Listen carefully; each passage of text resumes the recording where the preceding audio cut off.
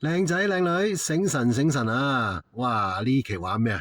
啊，花花草草樹樹木木又係一嚿雲啊！嚟緊就係2026年啦，7月8號啊！哇，最後三戰啦，咁就谷草 B 跑道啦。咁啊，影住啲雲啊，係咪同雲有關呢？啊，你哋真係醒目啊！介紹第一場飛雲啊！哇，睇落去好似唔係好啱喎呢個路程。但係咧，其實上一次咧輸完呢個泥地之後咧，曾經報過5月20號嘅谷草1000米，列為後備4嘅喎。啊，咁啊報出唔到啦，係咪？咁啊後備4。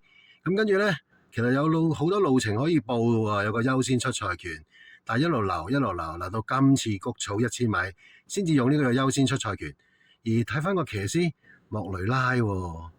其實喺呢段時間啊，即係由上次輸至到今次出賽，莫雷拉有親操過啦，亦都有特登上去呢個從化試呢個800米嘅閘，咁我覺得戰意上無可懷疑。而點解會跑谷草1000米？